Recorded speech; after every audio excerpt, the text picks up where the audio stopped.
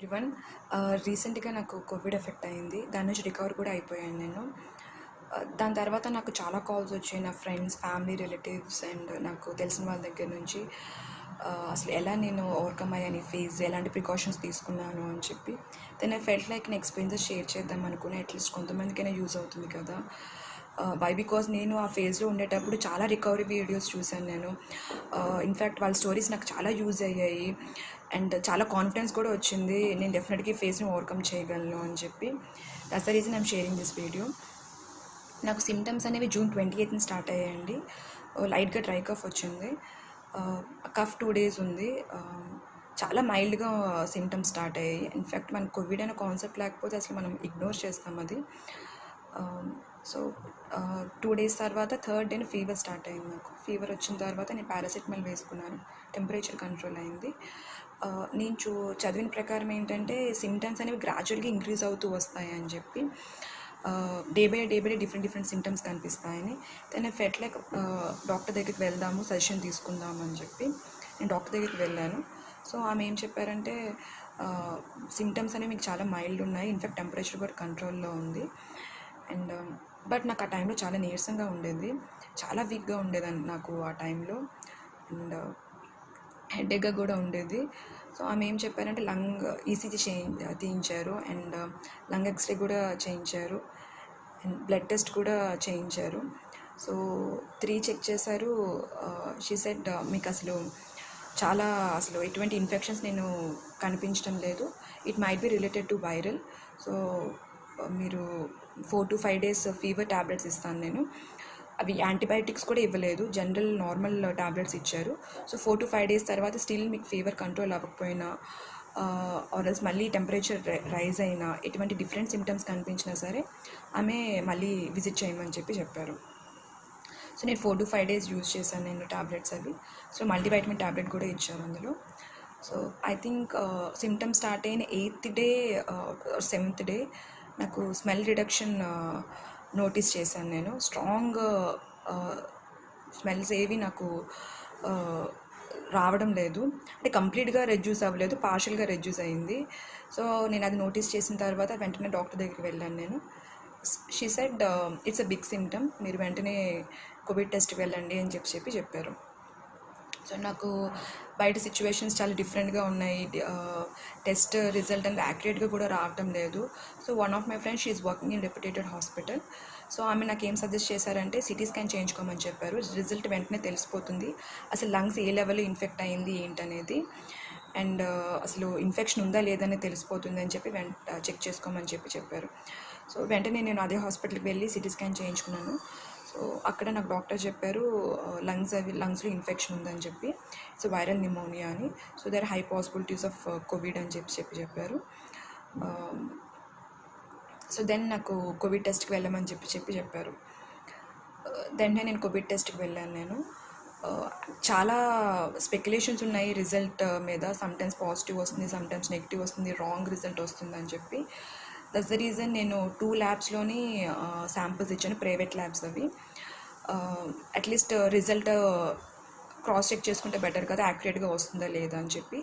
So same డేనా 2 labsలోని samples ఇచ్చాను నేను.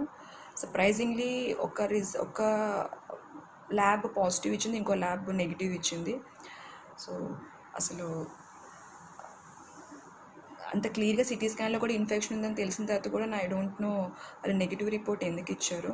వాళ్ళ కంప్లైంట్ కూడా రైజ్ చేశాను నేను, వాళ్ళని అడిగాను కూడా నేను, బట్ నాకు అంత ప్రాపర్ రెస్పాన్స్ వాళ్ళ దగ్గర నుంచి రాలేదు. So that's the reason I'm telling you, CT scan is a very good option. మీకు లంగ్స్ కూడా ఏ లెవెల్లో ఇన్ఫెక్ట్ అయిందని కూడా మీకు సిటీ స్కాన్లో తెలుస్తుంది. సో ఇది నాకు డాక్టర్ సజెస్ట్ చేశారు నాకు. ఇంకా టెస్ట్ అంటే మీరు ఒకసారి క్రాస్ చెక్ చేసుకోండి, ఏ ల్యాబ్స్ ఏ బాగున్నాయి ఏంటి, ఎవరు పర్ఫెక్ట్ రిజల్ట్ ఇస్తున్నారు ఏంటని ఒకసారి చెక్ చేసుకొని టెస్ట్ చేయించుకోండి. సో నేను సజెస్ట్ చేయగలను నేను, బికాజ్ నా కేసులో ఇలా జరిగింది. అయితే డే 1 నుంచి నాకు ఎప్పుడైతే సిమ్టమ్స్ స్టార్ట్ అయిందో అప్పటి నుంచి నేను ఐసోలేట్ అయిపోయాను నేను ఒక రూమ్లో. బికాజ్ మా హస్బెండ్కి ఇన్ఫెక్ట్ అవ్వకూడదని చెప్పి. బికాజ్ నేను చాలా డాక్టర్ వీడియోస్ చూశాను నేను, అందులో నేను చూసిన ప్రకారం ఏంటంటే వైరస్ అనేది స్టార్టింగ్లోనే చాలా హై లెవెల్లో ఇన్ఫెక్ట్ అవుతుంది. ఆ టైంలో చాలా పాసిబిలిటీస్ ఉంటుంది వేరే వాళ్ళకి ఇన్ఫెక్ట్ అవ్వడానికి కూడా అని చెప్పి. So that's the reason. In fact ఇది వైరల్ ఆర్ఎల్స్ కోవిడ్ అని నాకు కన్ఫర్మేషన్ లేకపోయినా సరే డే 1 నుంచి రూమ్లో ఐసోలేట్ అయిపోయాను నేను. అట్లీస్ట్ మా హస్బెండ్కి స్ప్రెడ్ అవ్వకుండా ఉంటుంది అని చెప్పి నా థింగ్స్ అన్నీ తెచ్చుకొని and started staying there only. Mask పెట్టుకొని నేను రూమ్లోనే ఉండేదాన్ని నేను.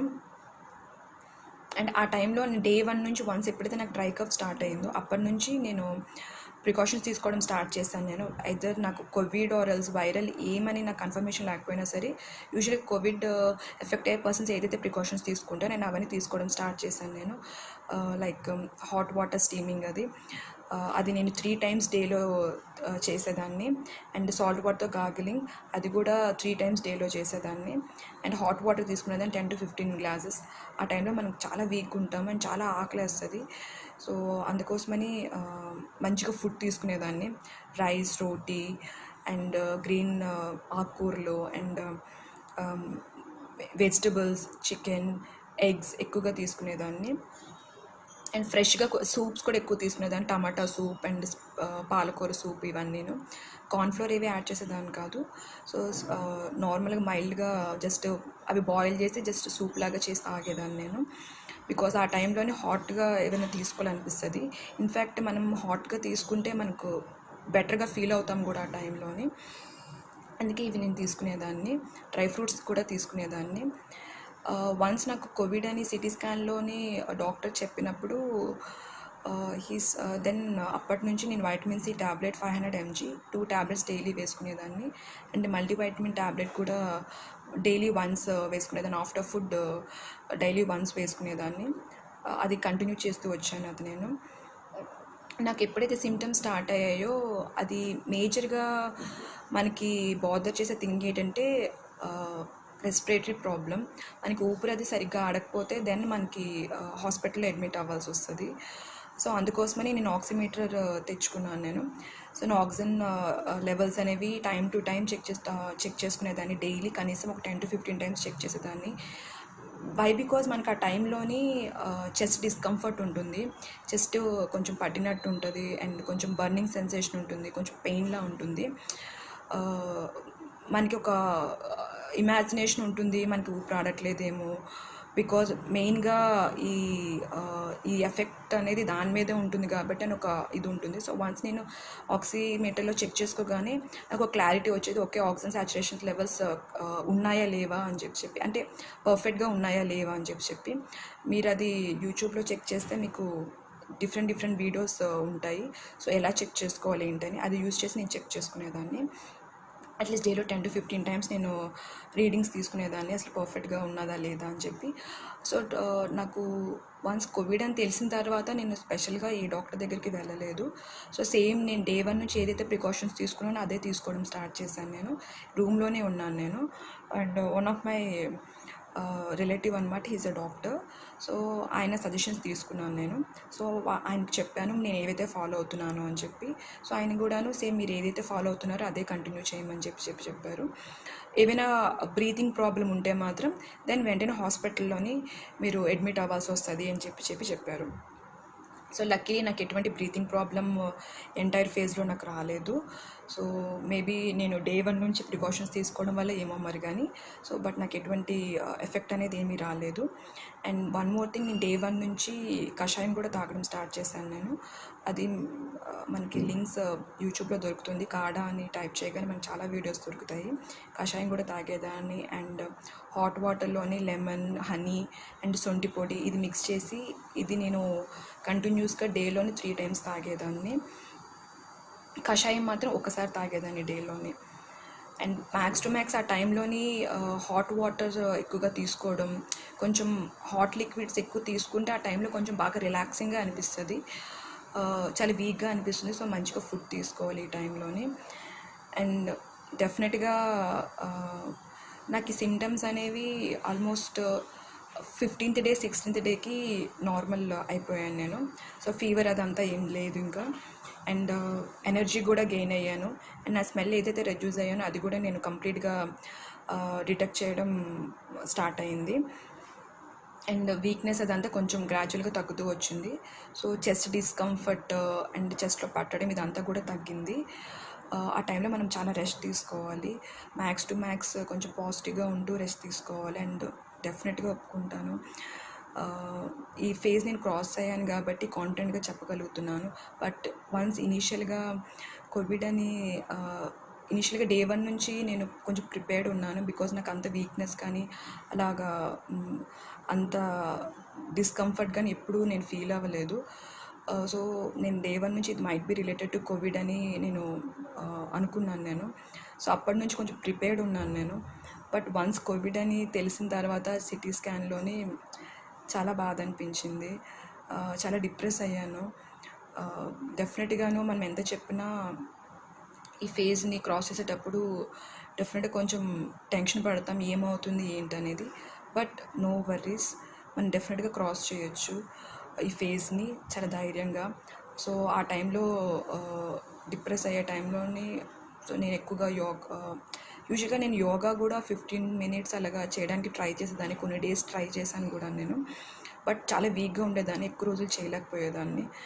అండ్ ప్రాణాయామం మాత్రం డైలీ చేసేదాన్ని. అనులోమ్ విలోమ్ ప్రాణాయామం నేను ట్రై చేశాను. నేను ఎవ్రీడే 10 minutes ప్రాణాయామం చేశాను నేను. అండ్ 10 minutes మెడిటేషన్ కూడా చేశాను.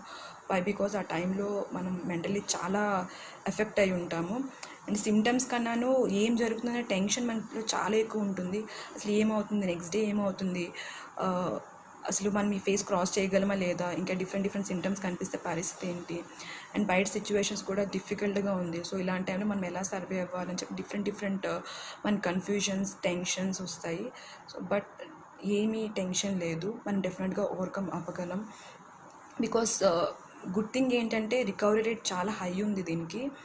సో బట్ ఆ టైంలో మనం ప్యానిక్ అవ్వద్దు అనేసి డెఫినెట్గా అవుతాము. But just be strong. ఎందుకంటే మనం స్ట్రాంగ్గా లేకపోతే చుట్టుపక్కల ఫ్యామిలీ మెంబర్స్ అందరూ చాలా వీక్ అవుతారు. అండ్ లక్కీలీ మా హస్బెండ్కి కోవిడ్ ఎఫెక్ట్ అవ్వలేదు. సో ఆయన టెస్ట్ నెగిటివ్ వచ్చింది.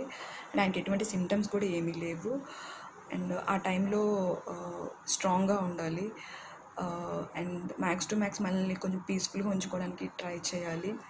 అండ్ న్యూస్ అవేవి చూడొద్దు. అండ్ సక్సెస్ఫుల్ స్టోరీస్ ఎక్కువగా చూడండి. బికాజ్ అది మనకు చాలా కాన్ఫిడెన్స్ ఇస్తుంది, మనం డెఫినెట్గా మనం ఓవర్కమ్ చేయగలము అని చెప్పి. So this is what I did in my face. I hope నా ఎక్స్పీరియన్స్ మీకు యూజ్ అయ్యే అనుకుంటున్నాను నేను. And thank you so much. And max to max ఇంట్లో ఉండడానికి ట్రై చేయండి. ఎమర్జెన్సీ ఆర్ వర్క్ పర్పస్ మీద డెఫినెట్గా వెళ్ళడం తప్పదు. బట్ ఫ్యామిలీ గ్యాదరింగ్స్ కానీ, ఫ్రెండ్స్ పార్టీస్ కానీ అవి మనం తర్వాత కూడా చేసుకోవచ్చు కదా. వై బికాజ్ ఈ వైరస్ అనేది ఎలా స్ప్రెడ్ అవుతుందో మనకు తెలియటం లేదు. అండ్ ఇప్పుడు తర్వాత స్ప్రెడ్ అయిన తర్వాత ఈ ఫేస్ క్రాస్ అవ్వడం అనేది కొంచెం డిఫికల్ట్గా ఉంటుంది.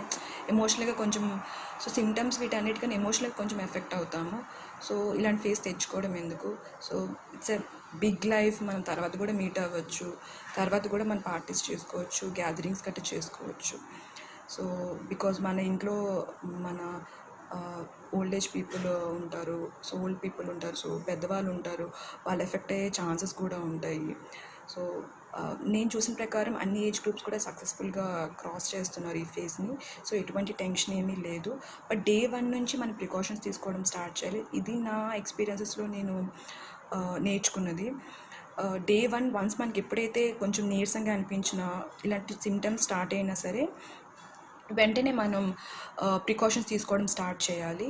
సో స్టార్ట్ చేయగానే ఐ ఫెల్ట్ బికాస్ ఇనిషియల్ స్టేజ్లోనే చాలా ఎక్కువగా ఉంటుంది దీని ఎఫెక్ట్ అనేది. సో అప్పుడు మనం కంట్రోల్ చేయగలం usually. Because I saw couple of videos of కొంతమంది డాక్టర్స్ వీడియోస్ కూడా నేను చెక్ చేశాను. ఇన్ఫ్యాక్ట్ వాళ్ళు కూడా ఇదే షేర్ చేశారు. So this is about it. And I hope నా ఎక్స్పీరియన్స్ మీకు యూజ్ అయ్యి అనుకుంటున్నాను. And one more thing, Covid చుట్టుపక్కల ఎవరైనా ఎఫెక్ట్ అయినా ప్లీజ్ వాళ్ళకి హెల్ప్ చేయండి. బికాజ్ ఈ ఫేజ్ అనేది ఇప్పుడు మేము ఫేస్ చేసాము. అండ్ సిచ్యువేషన్స్ ఇంకా పెరుగుతూనే ఉంది కానీ కంట్రోల్ అవ్వట్లేదు. సో మీలో ఇంకెవరైనా ఈ సిచ్యువేషన్స్ ఫేస్ చేయొచ్చు. There are high possibilities. So ఇది ఒకరికొకరు సపోర్ట్ చేసుకుని మనం ముందుకు వెళ్ళాలి. బికాజ్ ఆ టైంలో చాలా ఎమోషనల్గా వీక్ ఉంటారు. సో ఫిజికల్గా వీక్ ఉంటారు, ఎమోషనల్ కూడా వీక్ ఉంటారు. సో వీలైతే హెల్ప్ చేయండి ప్లీజ్, హర్ట్ అయితే చేయొద్దు. And thank you so much. And stay strong, stay happy and stay safe.